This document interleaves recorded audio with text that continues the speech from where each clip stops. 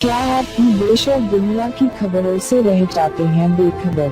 तो सब्सक्राइब कर लीजिए हमारे HT न्यूज चैनल को और बेल आइकॉन को दबाना मत भूलिएगा।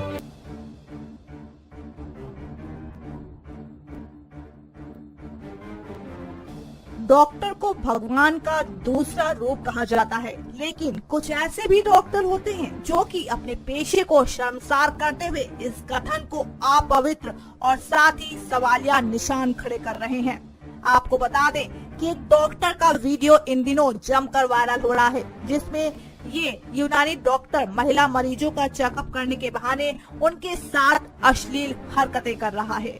आप खुद देखिए इस डॉक्टर की गंदी करतूत।